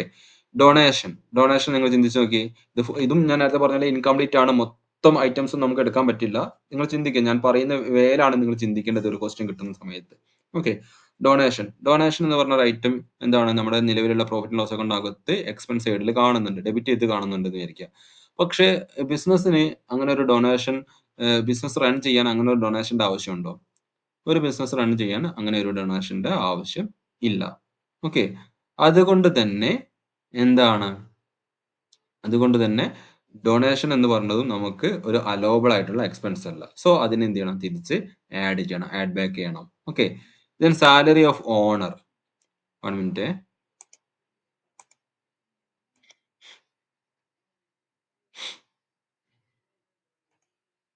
സാലറി ഓഫ് ഓണർ ഞാൻ പറഞ്ഞു, ഞാനൊരു ബിസിനസ്മാൻ ആണ്. എനിക്ക് ഞാൻ ബിസിനസ്സിൽ എന്ത് ചെയ്യുന്നു? എന്റെ സാലറി എന്ന് പറഞ്ഞൊരു ബിസിനസ്സിൽ നിന്ന് വലിയൊരു എമൗണ്ട് എനിക്ക് എന്താണ് എഴുതിയെടുക്കുന്നു. അങ്ങനെ എഴുതിയെടുക്കുമ്പോൾ ഞാനല്ല ബിസിനസ്സിന് ഉടമസ്ഥൻ. അതുകൊണ്ട് എനിക്ക് എത്ര വേണമെങ്കിലും എഴുതിയെടുക്കാം. അപ്പൊ അങ്ങനെ എഴുതിയെടുക്കുമ്പോൾ എന്താണ് പ്രശ്നം? നമ്മുടെ പ്രോഫിറ്റ് കുറവായിട്ടായിരിക്കും കാണിക്കുക അല്ലേ? അങ്ങനെ പ്രോഫിറ്റ് കുറവായിട്ട് കാണിച്ചാലുള്ള കുഴപ്പം എന്താണ്? ഗവൺമെന്റിന് കിട്ടാനുള്ള ടാക്സ് കുറയും. അപ്പോൾ ഗവൺമെന്റ് അത് അംഗീകരിക്കുന്നില്ല. ഗവൺമെന്റ് ബിസിനസിന്റെ ഉടമസ്ഥനാണെങ്കിൽ ബിസിനസിന്റെ ഉടമസ്ഥൻ സാലറി എന്ന് പറഞ്ഞിട്ട് എന്തെങ്കിലും ഒരു എമൗണ്ട് എഴുതിയെടുത്തിട്ടുണ്ടെങ്കിൽ അതെന്ത് ചെയ്യണം? അത് തിരിച്ച് ആഡ് ചെയ്യണം. ബിസിനസിന്റെ ഉടമസ്ഥൻ എന്ന് മാത്രമല്ല സാലറി ടു റിലേറ്റീവ്സ് എന്നുള്ള കൂടി ഉൾപ്പെടുത്തണം. അത് ബിസിനസ് ഉടമസ്ഥനും അതുപോലെ തന്നെ ബിസിനസ്സും ഉടമസ്ഥന്റെ റിലേറ്റീവ്സ് ആയിട്ടുള്ള ആൾക്കാർ എന്താണ് ഉടമസ്ഥന്റെ ഭാര്യ, മക്കള് ഒക്കെ ഇവരുടെയൊക്കെ പേര് ചിലപ്പോൾ എന്ത് ചെയ്യും സാലറി എന്ന് പറഞ്ഞ് നമ്മൾ എഴുതിയെടുക്കും. എന്തിനു വേണ്ടിയിട്ട്? നമ്മുടെ പ്രോഫിറ്റ് കുറച്ച് കാണിക്കാൻ വേണ്ടി. അങ്ങനെ പ്രോഫിറ്റ് കുറച്ച് കഴിഞ്ഞാല് ഗവൺമെന്റിലേക്ക് അടയ്ക്കേണ്ട ടാക്സ് കുറയും. ഓക്കെ. അപ്പം അങ്ങനെ ഒരു സാഹചര്യം ഗവൺമെന്റ് മനസ്സിലാക്കുന്നത് കൊണ്ട് ഗവൺമെന്റ് എന്ത് ചെയ്യുന്നു? അത്തരം പരിപാടികൾ എന്തെങ്കിലും പ്രോഫിറ്റ് ആൻഡ് ലോസ് അക്കൗണ്ടിനകത്ത് കാണിച്ചിട്ടുണ്ടെങ്കിൽ ഈ പ്രോഫിറ്റ് ആൻഡ് ലോസ് അക്കൗണ്ടിനകത്ത് എക്സ്പെൻസ് ആയിട്ട് ഓണർക്ക് കൊടുത്തിട്ടുള്ളത്, അല്ലെങ്കിൽ റിലേറ്റീവിന് കൊടുത്തിട്ടുള്ളതൊക്കെ കാണിച്ചിട്ടുണ്ടെങ്കിൽ എന്ത് ചെയ്യണം? അതിനൊക്കെ തിരിച്ച് ആഡ് ചെയ്യണം. ഓക്കെ. ഡെബിറ്റ് ചെയ്യുക എന്ന് പറഞ്ഞാല് പ്രോഫിറ്റ് ആൻഡ് ലോസ് അക്കൗണ്ടിനകത്ത് ഡെബിറ്റ് ചെയ്യുക എന്ന് പറഞ്ഞാൽ അതിനർത്ഥം എന്താണ്? അത് മൈനസ് ചെയ്യുക എന്നുള്ളതാണ്. കുറയുക എന്നുള്ളതാണ്. പ്രോഫിറ്റ് കുറയാണ് ഡെബിറ്റ് ചെയ്യുക എന്ന് പറഞ്ഞിട്ടുണ്ടെങ്കിൽ അർത്ഥം. ഓക്കെ. ക്രെഡിറ്റ് ചെയ്യുക എന്ന് പറഞ്ഞാൽ പ്രോഫിറ്റ് കൂടുക എന്നുള്ളതാണ് അർത്ഥം. അതുകൊണ്ടാണ് ഞാൻ തിരിച്ച് ആഡ് ചെയ്യുക എന്ന് പറയുന്നത്. അതൊക്കെ നിങ്ങൾക്ക് അറിയാമെന്ന് വിചാരിക്കുന്നു. അക്കൗണ്ടിങ്ങിന്റെ ഡെബിറ്റ് ക്രെഡിറ്റിന്റെ ഒക്കെ കൺസെപ്റ്റ്. ഓക്കെ. ദെൻ അടുത്ത് നോക്ക് interest on capital. Interest on capital എന്ന് പറഞ്ഞാൽ എന്താണ്? അതും ഓണർക്ക് നൽകുന്ന ഒരു എമൗണ്ട് ആണ്. അപ്പോൾ ഓണർക്ക് നൽകുന്ന എല്ലാ പേയ്മെന്റും തിരിച്ച് ആഡ് ചെയ്യണം. ഡ്രോയിങ്സ് അത് ഓണർക്കുള്ള പേയ്മെന്റ് ആണ് അല്ലെ? അത് തിരിച്ച് ആഡ് ചെയ്യണം. അപ്പൊ ഇതിനകത്ത് പറയുന്ന ഇത്തരം ഐറ്റംസ് എന്തുണ്ടെങ്കിലും എന്ത് ചെയ്യണം? തിരിച്ച് ആഡ് ചെയ്യണം. ഓക്കെ. പ്രൊവിഷൻ ഫോർ ബാഡ് ഡെപ്റ്റ്. ഈ പ്രൊവിഷൻ ഫോർ ബാഡ് ഡെപ്റ്റ് എന്ന് മാത്രമല്ല എല്ലാ തരത്തിലുള്ള provision for income tax, provision for bad ഡെപ്റ്റ്, അതുപോലെ തന്നെ റിസർവുകള്, ഇങ്ങനെ ഇങ്ങനെ എന്ത് പേരിട്ട് വിളിച്ചാലും നമ്മൾ ക്രിയേറ്റ് ചെയ്യുന്ന അത്തരത്തിലുള്ള provision for tax, income tax എന്നൊക്കെ പറയും. ഓക്കെ. അങ്ങനെ എന്ത് പേരിട്ട് വിളിക്കുന്ന പ്രൊവിഷൻ ആയിക്കോട്ടെ, അതുപോലെ ബാഡ് ഡെപ്റ്റ് റിസർവ് എന്ന് പറയും. ഓക്കെ. അത്തരം ഐറ്റംസിനൊക്കെ നമ്മൾ തിരിച്ച് ആഡ് ചെയ്യണം. അപ്പം ശ്രദ്ധിക്കേണ്ട കാര്യം ബാഡ് ഡെപ്റ്റ് റിസർവിനെ ആഡ് ചെയ്യണം എന്നാണ് ഞാൻ പറഞ്ഞിട്ടുള്ളത്. വെറും ബാഡ് ഡെപ്റ്റ് എന്ന് പറഞ്ഞിട്ടൊരു ഐറ്റം ഉണ്ടെന്ന് വെച്ചോളൂ. അത് ആഡ് ചെയ്യണ്ട. അപ്പൊ നിങ്ങൾക്ക് മാറിപ്പോകാൻ സാധ്യതയുണ്ട് പ്രോബ്ലം ചെയ്യുന്ന സമയത്ത്. ബാഡ് ഡെപ്റ്റ് എന്ന് പറഞ്ഞ ഐറ്റം ആണെങ്കിൽ അത് ബിസിനസ്സിനകത്ത് ഉണ്ടാകാൻ സാധ്യതയുള്ള സംഭവമാണ്. എന്താണ്? നമ്മൾ കടത്തിന് സാധനങ്ങൾ കൊടുക്കുന്ന സമയത്ത് നമുക്ക് കുറച്ച് പേരുടെ കയ്യിൽ നിന്ന് ചിലപ്പോൾ കിട്ടാതിരിക്കാനുള്ള സാധ്യതയുണ്ട്. അതിനെയാണല്ലോ ബാഡ് ഡെപ്റ്റ് എന്ന് പറയുന്നത്. കിട്ടാക്കടം. അപ്പം ബാഡ് ഡെപ്റ്റ് ഉണ്ടാവാനുള്ള സാധ്യതയുണ്ട്. പക്ഷെ ബാഡ് ഡെപ്റ്റ് അതുകൊണ്ട് നമുക്ക് അതിനെ എന്ത് ചെയ്യാം? നമുക്ക് അലോവബിൾ ആണ്. ആ ബാഡ് ഡെപ്റ്റ് നമുക്ക് ഡെബിറ്റ് ചെയ്യാൻ പറ്റും. പക്ഷെ ഡെബിറ്റ് ചെയ്യാൻ പറ്റുന്നത് കൊണ്ട് തന്നെ അതിനെന്ത് ചെയ്യേണ്ട? തിരിച്ച് ആഡ് ചെയ്യുകയും വേണ്ട. പക്ഷെ ബാഡ് ഡെപ്റ്റ് റിസർവ് എന്ന് പറഞ്ഞാൽ എന്താണ്? നമുക്ക് അതിന്റെ മീനിങ് എന്താണ്? അത് ഭാവിയിൽ ഇത്ര ആളുടെ കയ്യിൽ നിന്നും ക്യാഷ് കിട്ടാതിരിക്കാനുള്ള സാധ്യതയുണ്ട്. അതുകൊണ്ട് ഒരു മുൻകരുതൽ എന്ന നിലയ്ക്ക് നമ്മൾ എന്ത് ചെയ്യുന്നു? ആ ആ ആ ഒരു പണം കിട്ടാതിരിക്കുമ്പോൾ നമുക്കത് വലിയ രീതിയിൽ ബിസിനസിനെ അഫക്ട് ചെയ്യാതിരിക്കാൻ വേണ്ടിയിട്ട് ക്രിയേറ്റ് ചെയ്യുന്ന ഒന്നാണ് ബാഡ് ഡെപ്റ്റ് റിസർവ് എന്ന് പറയുന്നത്. അത് എന്തല്ല? അത് ഇൻകം ടാക്സ് അലോവബിൾ അല്ല. അലോവബിൾ എക്സ്പെൻസ് അല്ല. സോ അത് തിരിച്ച് ആഡ് ചെയ്യേണ്ടി വരും. ഓക്കെ. അതുപോലെ തന്നെ ഈ മുകളിൽ പറഞ്ഞിട്ടുള്ള ഇതിന് പുറമെ എന്തെങ്കിലും വ്യക്തിപരമായിട്ടുള്ള വേറെ എന്തെങ്കിലും എക്സ്പെൻസുകൾ ഉണ്ടെന്ന് വിചാരിച്ചോളൂ. അതെല്ലാം തിരിച്ച് ആഡ് ചെയ്യണം. ഓക്കെ. അപ്പം പിന്നെ ഹൗസ് ഹോൾഡ് എക്സ്പെൻസ് അതായത് ഉടമസ്ഥന്റെ വീട്ടാവശ്യങ്ങൾക്ക് വേണ്ടിയിട്ട് എന്തെങ്കിലും എമൗണ്ട് ബിസിനസ്സിൽ നിന്ന് എടുത്തിട്ടുണ്ടെങ്കിൽ അത് ചിലപ്പോൾ ബിസിനസിന്റെ പ്രോഫിറ്റ് ലോസ് അക്കൗണ്ടിനകത്ത് ഡെബിറ്റ് സൈഡിൽ എക്സ്പെൻസ് ആയിട്ട് കാണിച്ചിട്ടുണ്ടാവും. ആ എക്സ്പെൻസ് അങ്ങനെ ബിസിനസ് ചെയ്യാൻ ചുരുക്കി പറഞ്ഞിട്ടുണ്ടെങ്കിൽ ഒരു ബിസിനസ് ചെയ്യാൻ ആവശ്യമില്ലാത്ത ഒരു ബിസിനസിന്റെ റെഗുലർ ആക്ടിവിറ്റി നടത്തി പോകാൻ ആവശ്യമില്ലാത്ത കുറെ ഐറ്റംസ് മിക്കവാറും നമ്മുടെ പ്രോഫിറ്റ് ആൻഡ് ലോസ് അക്കൗണ്ടിനകത്ത് ഉൾപ്പെടുത്താൻ സാധ്യതയുണ്ട്. പ്ലസ് റിസർവുകൾ ബിസിനസ്സുമായി റിലേറ്റഡ് ആയിട്ടുള്ള തന്നെയായിരിക്കും റിസർവുകളൊക്കെ. ഓക്കെ. പക്ഷെ അത്തരം റിസർവുകളും എന്ത് ചെയ്യണം? നമ്മൾ തിരിച്ച് ആഡ് ബാക്ക് ചെയ്യണം. തിരിച്ച് ആഡ് ബാക്ക് ചെയ്യുന്ന സമയത്ത് ഒരു ഐറ്റം കൂടി നിങ്ങൾ ആഡ് ബാക്ക് ചെയ്യണം. അതായത് അക്കൗണ്ടിങ് റൂൾ അനുസരിച്ച് നമ്മൾ എന്താണ് പ്രോഫിറ്റ് ആൻഡ് ലോസ് അക്കൗണ്ടിനകത്ത് ഡെബിറ്റ് ചെയ്ത് വെച്ചിട്ടുള്ള ഡിപ്രീസിയേഷൻ അക്കൗണ്ടിങ് റൂൾ അനുസരിച്ച് പ്രോഫിറ്റ് ആൻഡ് ലോസ് അക്കൗണ്ടിനകത്ത് ഡെബിറ്റ് ചെയ്ത് വെച്ചിട്ടുള്ള ഡിപ്രീസിയേഷൻ അതിനെയും നമ്മൾ എന്ത് ചെയ്യണം? തിരിച്ച് ആഡ് ബാക്ക് ചെയ്യണം. ഓക്കെ. അപ്പോൾ ഡിസലോഡ് എക്സ്പെൻസസ് എന്താന്നുള്ളത് ഏകദേശം ഒരു ഐഡിയ ആയല്ലോ. അപ്പൊ നിങ്ങൾ ഇങ്ങനെ ഒരു ക്വസ്റ്റ്യൻ കിട്ടിക്കഴിഞ്ഞാൽ നിങ്ങൾ ഈ ഒരു രീതിയിൽ ചിന്തിച്ചാൽ മതി. ആ ബിസിനസ് ചെയ്യണമെങ്കിൽ ഇങ്ങനെ ഒരു ഐറ്റത്തിന്റെ ആവശ്യമുണ്ടോ? അങ്ങനെ ഒരു ഐറ്റത്തിന്റെ ആവശ്യമില്ല എങ്കിൽ അത് ബിസിനസ്സിനകത്ത് അല്ലെങ്കിൽ പ്രോഫിറ്റ് ആൻഡ് ലോസിനകത്ത് ഡെബിറ്റ് ചെയ്തിട്ടുള്ള ഒരു ഐറ്റം ആണോ? ഡെബിറ്റ് ചെയ്തിട്ടുള്ള ഐറ്റം ആണെങ്കിൽ എന്ത് ചെയ്യണം? അതിനെ ആഡ് ചെയ്യണം. ഇനി പ്രോഫിറ്റ് ആൻഡ് ലോസിനകത്ത് ഡെബിറ്റ് ചെയ്യാത്തൊരു ഐറ്റം ആണെങ്കിലോ അതിന് പിന്നെ ഒന്നും ചെയ്യേണ്ട ആവശ്യമില്ല. കാരണം എന്താണ്? ഡെബിറ്റ് ചെയ്തിട്ടില്ല. ഡെബിറ്റ് ചെയ്യുക എന്ന് പറഞ്ഞാൽ മൈനസ് ചെയ്തു എന്നുള്ളതാണ് അർത്ഥം. മൈനസ് ചെയ്യാത്തൊരു ഐറ്റം ബിസിനസ്സുമായി ബന്ധമില്ലാത്തൊരു ഐറ്റം ആണ്. പിന്നെ അതിനെ കൊണ്ടുപോയിട്ട് നമ്മൾ ആഡ് ചെയ്യും വേണ്ട, ലെസ് ചെയ്യും വേണ്ട. അല്ലേ? അതിനൊരു പ്രത്യേകിച്ച് ട്രീറ്റ്മെന്റ് ഒന്നും ഇല്ലതാണ്. അപ്പൊ അങ്ങനെയൊക്കെ നിങ്ങൾ ചിന്തിക്കണം. എന്താണ് ക്വസ്റ്റ്യനിൽ വന്നതെന്ന് ശരിക്കും വായിച്ച് മനസ്സിലാക്കണം. നമ്മൾ ഒരു പ്രോബ്ലം ചെയ്യുമ്പോൾ ഞാൻ വളരെ വ്യക്തമായിട്ട് പറഞ്ഞുതരാം. അപ്പൊ ഏകദേശം അങ്ങനെ മനസ്സിലാക്കുക. ദെൻ അതിൽ നിന്ന് എന്ത് ചെയ്യണം? Less non business income credited in profit and loss account. അതുപോലെ നമ്മുടെ പ്രോഫിറ്റ് ആൻഡ് ലോസ് അക്കൗണ്ടിനകത്ത് ബിസിനസ്സുമായി ബന്ധമില്ലാത്ത എക്സ്പെൻസ് ഉണ്ടാകുന്നത് പോലെ തന്നെ ബിസിനസ്സുമായി ബന്ധമില്ലാത്ത ഇൻകം വരുമാനം ഉണ്ടാകും. ഓക്കെ. അങ്ങനെ ഒരു ബിസിനസ്സുമായി ബന്ധമുള്ള വരുമാനം എന്ന് പറഞ്ഞാൽ എന്താണ്? ആ ബിസിനസ്സിന്റെ പ്രോഡക്റ്റ് വിറ്റിട്ട് ലഭിക്കുന്ന ഇൻകം ആണ് ആ ബിസിനസ്സിന്റെ വരുമാനം എന്ന് പറയുന്നത് അല്ലെ? അതല്ലാത്ത വേറെ എന്തെങ്കിലും വരുമാനങ്ങൾ ഫോർ എക്സാമ്പിൾ ബാങ്കിൽ നിന്നും കിട്ടുന്ന ഇൻട്രസ്റ്റ്, ലോട്ടറി അടിക്കുക, ഗിഫ്റ്റ് അങ്ങനെ എന്തെങ്കിലും കാര്യങ്ങൾ കിട്ടുന്നത്. ഓക്കെ. അങ്ങനെ ക്യാപിറ്റൽ ഗെയിൻ ഉണ്ടാവാം. അല്ലെങ്കിൽ ബിൽഡിങ്ങിന്റെ റെന്റ് ലഭിക്കുക. അതെന്താണ് ഹൗസ് പ്രോപ്പർട്ടി എന്ന ഹെഡിലാണ് ബിൽഡിങ്ങിന്റെ റെന്റ് എന്ന് പറയുന്നത് അല്ലെ? അതുപോലെ തന്നെ അസറ്റുകൾ വിറ്റിട്ട് ഉണ്ടാവുന്ന വരുമാനം. അത് ക്യാപിറ്റൽ ഗെയിൻ എന്നുള്ള ഹെഡിലാ പോവാ. അങ്ങനെ ബിസിനസിന്റെ ഹെഡിൽ അല്ലെങ്കിൽ ബിസിനസിന്റെ ഇൻകം അല്ല ബിസിനസിന്റെ ഹെഡിൽ ഉൾപ്പെടുത്താൻ പറ്റാത്ത എന്തെങ്കിലും മറ്റ് ഹെഡിൽ ഉൾപ്പെടുത്തുന്ന ഐറ്റംസ് നമ്മുടെ പ്രോഫിറ്റ് ആൻഡ് ലോസ് അക്കൗണ്ടിനകത്ത് ക്രെഡിറ്റ് സൈഡിൽ ഉണ്ട് എങ്കിൽ എന്ത് ചെയ്യണം? അതിനെ നമ്മൾ ലെസ് ചെയ്യണം. അങ്ങനെ ഡിസലൗഡ് ആയിട്ടുള്ള ഇൻകത്തിനെയും ഡിസലൗഡ് ആയിട്ടുള്ള എക്സ്പെൻസിനെയും നെറ്റ് പ്രോഫിറ്റിൽ അഡ്ജസ്റ്റ് ചെയ്ത് കഴിഞ്ഞതിന് ശേഷം ലഭിക്കുന്ന ഒരു എമൗണ്ട് ഉണ്ടായിരിക്കും. ആ എമൗണ്ടിനെ വിളിക്കുന്ന പേരാണ് എന്ത്? ഇൻകം ഫ്രം ബിസിനസ് എന്ന് പറയുന്നത്. ഓക്കെ. Income from business. ഇനി ഇതിനകത്ത് നമ്മുടെ ടെക്സ്റ്റ് ബുക്കിനകത്ത് നിന്നും ഞാൻ ഒരുപാട് പ്രോബ്ലങ്ങൾ നോക്കി എടുത്തു വെച്ചിട്ടുള്ള എന്താണ് അലോവബിൾ ആയിട്ടുള്ള എക്സ്പെൻസസും ഡിസലോവബിൾ ആയിട്ടുള്ള എക്സ്പെൻസും പ്രോബ്ലത്തിനകത്ത് പൊതുവെ കണ്ടുവരുന്ന കുറച്ച് ഐറ്റംസ് ആണ് ഞാൻ ഇവിടെ എഴുതി വെച്ചിട്ടുള്ളത്. അപ്പോൾ നിങ്ങൾ അത് എന്ത് ചെയ്യുക? കുറച്ച് കാണാതെ പഠിക്കണമെങ്കിൽ കാണാതെ പഠിക്കുക. അല്ലെങ്കിൽ ഞാൻ പറഞ്ഞ രീതിയിൽ നിങ്ങൾ ചിന്തിച്ച് പഠിക്കുക. ഓക്കെ. അപ്പോൾ അലോവഡ് എക്സ്പെൻസസുകൾ ഏതൊക്കെയാണെന്നുള്ളത് ഇതിനകത്തുണ്ട്. അപ്പോൾ അലോവഡ് എക്സ്പെൻസസ് എന്ന് പറഞ്ഞാൽ എന്താണ്? ഈ പ്രോഫിറ്റ് ആൻഡ് ലോസ് അക്കൗണ്ടിനകത്ത് ഡെബിറ്റ് ചെയ്തിട്ടുള്ള എക്സ്പെൻസ് ആണ്. പക്ഷെ എന്താണ്? അത് ബിസിനസിന്റെ എക്സ്പെൻസ് തന്നെയാണ്. അങ്ങനെ ബിസിനസിന്റെ എക്സ്പെൻസ് ആണ് എങ്കിൽ ആ എക്സ്പെൻസിന് നമ്മൾ എന്ത് ചെയ്യേണ്ട ആവശ്യമില്ല? തിരിച്ച് ആഡ് ചെയ്യേണ്ട ആവശ്യമില്ല. അപ്പൊ തിരിച്ച് ആഡ് ചെയ്യേണ്ടാത്ത ബിസിനസിന്റെ ഹെഡിനകത്ത് അല്ലെങ്കിൽ പ്രോഫിറ്റ് ലോസ് അക്കൗണ്ടിനകത്ത് ഉൾപ്പെടുത്തിയിട്ടുള്ള ഐറ്റങ്ങളുടെ ഒരു എക്സാമ്പിൾ ആണ് ഞാൻ ഇവിടെ കൊടുത്തിട്ടുള്ളത്. ഓക്കെ. അപ്പൊ നോക്കൂ, salary and allowance to staff. അതായത് നമ്മുടെ ഒരു ബിസിനസ് റൺ ചെയ്യണമെങ്കിൽ എന്ത് ചെയ്യണം? സ്റ്റാഫിന് സാലറി കൊടുക്കേണ്ടി വരും. അപ്പോൾ ബിസിനസിന്റെ എക്സ്പെൻസ് തന്നെയാണ്. Okay. Rent of business building അല്ലെ? അത് വേണ്ടി വരും. അഡ്വർടൈസ്മെന്റ് വേണ്ടി വരും. ബാഡ് ഡെപ്റ്റ് ഉണ്ടാവാം അല്ലെ? GST കൊടുക്കേണ്ടി വരും. വാറ്റ് കൊടുക്കേണ്ടി വരും. എക്സൈസ് ഡ്യൂട്ടി കൊടുക്കേണ്ടി വരും. പക്ഷെ ഇൻകം ടാക്സ് ഇല്ല കേട്ടോ. ദെൻ പ്രിന്റിംഗ് ആൻഡ് സ്റ്റേഷനറി ഉണ്ടാവും അല്ലെ? അങ്ങനെ ബിസിനസ്സുമായി റിലേറ്റഡ് ആയിട്ടുള്ള ഇത്തരം ഐറ്റംസിനെല്ലാം നമുക്ക് എന്താണ് അലൗഡ് എക്സ്പെൻസ് ആയിട്ട് കൺസിഡർ ചെയ്യാം. ദെൻ ഡിസലൗഡ് എക്സ്പെൻസ് എന്ന് പറയുമ്പോൾ അതായത് ബിസിനസിന്റെ പ്രോഫിറ്റ് ആൻഡ് ലോസ് അക്കൗണ്ടിനകത്ത് ചിലപ്പോൾ അവര് എന്ത് ചെയ്തിട്ടുണ്ടാവും? ഡെബിറ്റ് ചെയ്തിട്ടുണ്ടാവും ഈ പറയുന്ന ഐറ്റത്തിനൊക്കെ. ഇതൊക്കെ എന്താണ്? ഡിസലൗഡ് ആണ്. കാരണം ബിസിനസ്സുമായി ബന്ധമില്ലാത്തതാണ്. എന്തൊക്കെയാണ്? ഓണർക്ക് കൊടുക്കുന്ന സാലറി, ഡ്രോയിങ്സ് എന്ന് പറഞ്ഞാൽ ഓണർ ബിസിനസ്സിൽ നിന്ന് പിൻവലിക്കുന്ന എമൗണ്ടിനെയാണ് ഡ്രോയിങ്സ് എന്ന് പറയുന്നത്. ഇൻകം ടാക്സ്, ഡൊണേഷൻ, ചാരിറ്റി, പിന്നെ പ്രൊവിഷൻ ഫോർ ബാഡ് ഡെപ്റ്റ്. നമ്മൾ പറഞ്ഞ പ്രൊവിഷൻ ഫോർ ബാഡ് ഡെപ്റ്റ് മാത്രമല്ല എല്ലാ തരത്തിലുള്ള പ്രൊവിഷൻസും റിസർവും. ഓക്കെ. ചിന്തിക്കണം, മനസ്സിലാക്കണം. പിന്നെ പേഴ്സണൽ എക്സ്പെൻസുകൾ, household expense, staff welfare fund, non business എക്സ്പെൻസുകളായിട്ടുള്ള പിന്നെ എക്സസ് ഡിപ്രീസിയേഷൻ. അതായത് ഡിപ്രീസിയേഷൻ എന്ന് മനസ്സിലാക്കുക. അതായത് depreciation as per accounting rule അനുസരിച്ചുള്ള ഡിപ്രീസിയേഷൻ. ഇതൊക്കെ ഡിസലൗഡ് ആയിട്ടുള്ള എമൗണ്ടുകളാണ്. ഓക്കെ.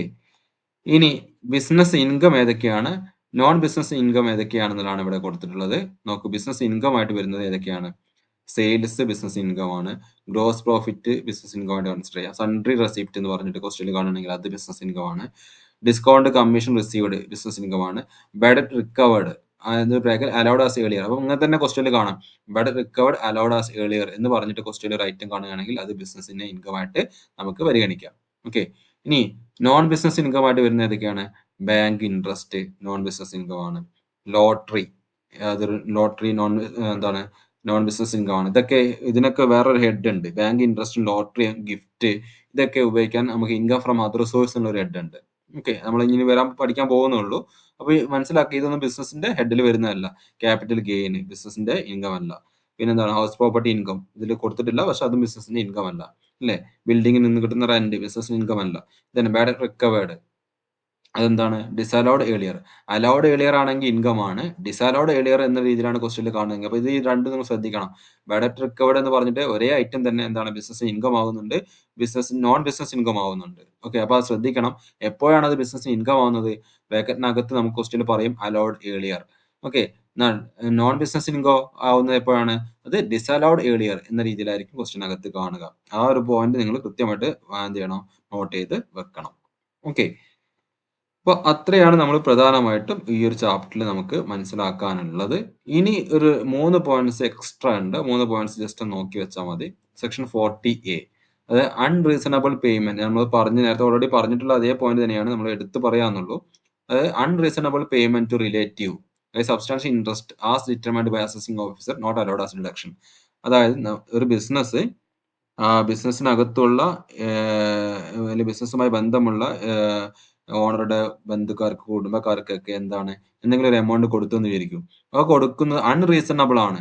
ഫോർ എക്സാമ്പിൾ എന്താണ് എന്റെ വൈഫ് ഒരു ചാർട്ടേഡ് അക്കൗണ്ടന്റ് ആണെന്ന് വിചാരിക്കുക. അങ്ങനെ ആണെങ്കിൽ അവൾ എന്റെ ബിസിനസ്സിനകത്ത് ജോലി ചെയ്യുന്നുണ്ട്. അപ്പൊ അവൾക്ക് ശമ്പളം കൊടുക്കുന്നത് എന്താണ് ഒരു തെറ്റായ കാര്യമല്ല. അത് അലോവബിൾ ആയിട്ടുള്ള കാര്യമാണ്. ഓക്കെ. അത് എന്റെ റിലേറ്റീവ് ആയതുകൊണ്ട് അതിനെ കൊണ്ടുപോയിട്ട് തിരിച്ച് ആഡ് ചെയ്യേണ്ട ആവശ്യമില്ല. ഓക്കെ. അത് അൺറീസണബിൾ അല്ല എന്നർത്ഥം. റീസണബിൾ ആണ്. ക്ലിയർ. അപ്പം അൺറീസണബിൾ ആയിട്ടുള്ള എന്തെങ്കിലും പേയ്മെന്റ് റിലേറ്റീവ്സിനോ അല്ലെങ്കിൽ ബിസിനസ്സുമായി ബന്ധമുള്ള ഒരു വ്യക്തിക്കോ നൽകുകയാണ് എങ്കിൽ അത് എന്ത് ചെയ്യണം? തിരിച്ച് ആഡ് ബാക്ക് ചെയ്യണം. ഡിസലൗഡ് ആണ്. അതാണ് അവിടെ പറയുന്നത്. നമ്മൾ ഓൾറെഡി പറഞ്ഞിട്ടുള്ള കാര്യം തന്നെയാണ് കേട്ടോ. ഇനി അടുത്ത് നോക്കൂ. സെക്ഷൻ 40A സബ്സെക്ഷൻ 3 പറയുന്നത് എന്താണ്? Expense in excess of exceeding ₹10,000 in a single day to same person shall not be allowed as deduction.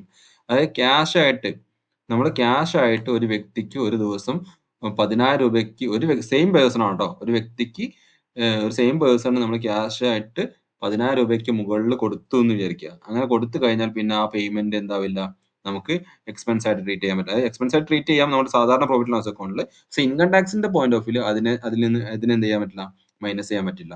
അപ്പൊ ക്യാഷ് പേയ്മെന്റ് ഒരു ദിവസം ഒരു വ്യക്തിക്ക് 10,000 രൂപയ്ക്ക് മുകളിൽ നൽകി കഴിഞ്ഞാൽ എന്ത് ചെയ്യാൻ പറ്റില്ല, നമുക്ക് എക്സ്പെൻസ് ആയിട്ട് ട്രീറ്റ് ചെയ്യാൻ പറ്റില്ല. ഓക്കെ.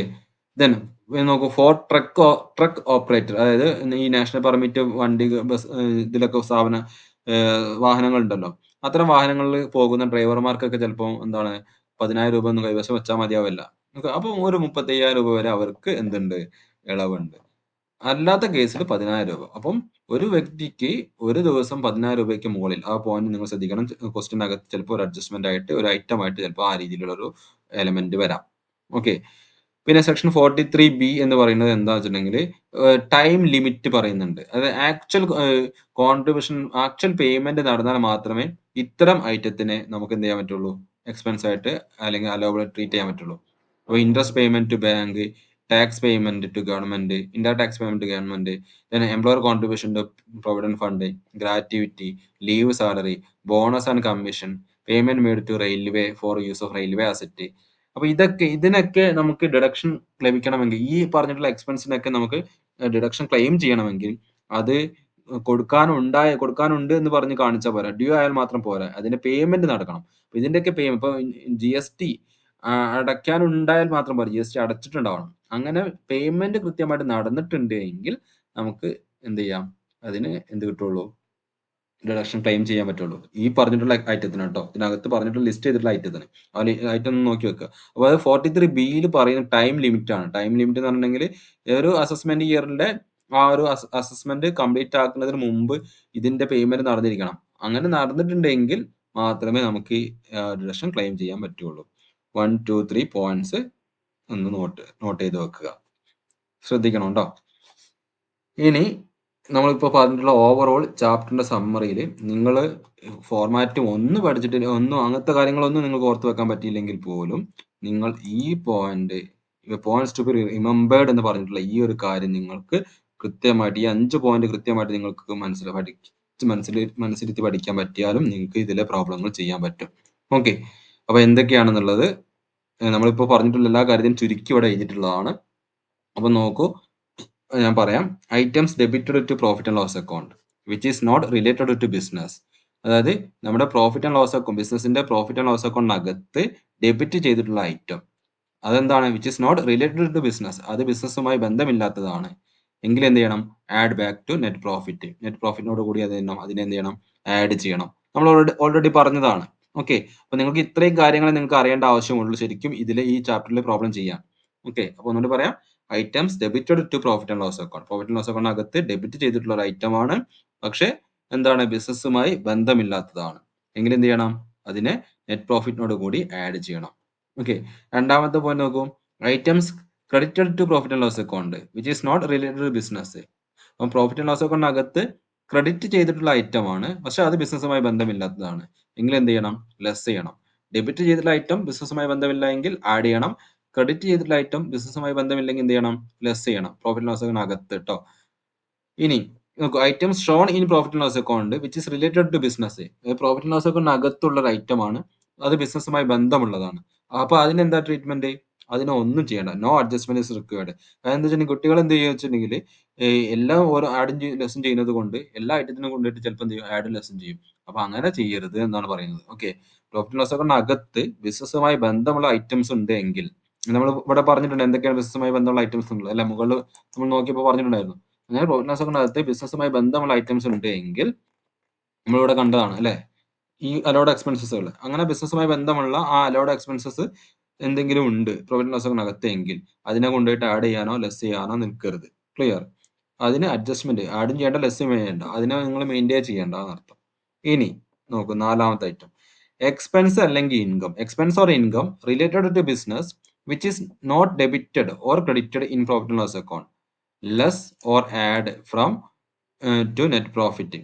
അപ്പൊ ഇവിടെ ബ്രാക്കറ്റ് ഇട്ടത് എക്സ്പെൻസ് അല്ലെങ്കിൽ ഇൻകം. ഓക്കെ, എക്സ്പെൻസ് ആണ് ഇങ്ങനെ, അത് നിങ്ങൾ ഇങ്ങനെ ഈ രീതിയിൽ വായിച്ചാൽ മതി. Expense related to business which is not debited in profit and loss account, അങ്ങനെ ചിന്തിക്കുക.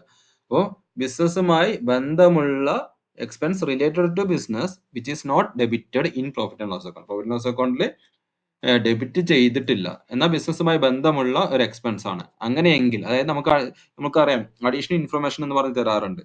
അങ്ങനെ അഡീഷണൽ ഇൻഫർമേഷനിൽ നമുക്ക് തരുന്ന ഒരു ഐറ്റം പക്ഷെ അത് ബിസിനസ്സുമായി ബന്ധമുള്ളതാണ് എങ്കിൽ എന്താ ചെയ്യേണ്ടത്? ലെസ്സാ ചെയ്യേണ്ടത്. ഓക്കെ, അപ്പൊ ബിസിനസ്സുമായി ബന്ധമുള്ള ഒരു ഐറ്റം നമുക്ക് അഡീഷണൽ ഇൻഫർമേഷനിൽ തരികയാണ്, പ്രോഫിറ്റ് ലോസ് അക്കൗണ്ടിനകത്ത് ഡെബിറ്റ് ചെയ്യാത്ത ഒരു ഐറ്റം ആയിട്ട് നമുക്ക് തരികയാണ് എങ്കിൽ എന്ത് ചെയ്യണം? ലെസ് ചെയ്യണം. ക്ലിയർ? ഇനി അടുത്ത ബ്രാക്കറ്റിനകത്തുള്ള എടുത്ത് വായിക്കുക. Income related to business which is not credited in profit and loss account.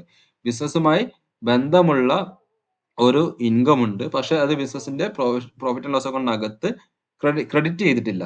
അങ്ങനെയെങ്കിൽ എന്ത് ചെയ്യണം? അതിനെ ആഡ് ചെയ്യണം, നെറ്റ് പ്രോഫിറ്റിനോട് കൂടി ആഡ് ചെയ്യണം. ഇപ്പൊ ബിസിനസ്സുമായി ബന്ധമുള്ള ഒരു ഇൻകം പ്രോഫിറ്റ് ആൻഡ് ലോസ് അക്കൗണ്ടിനകത്ത് ക്രെഡിറ്റ് ചെയ്തിട്ടില്ല എങ്കിൽ എന്ത് ചെയ്യണം?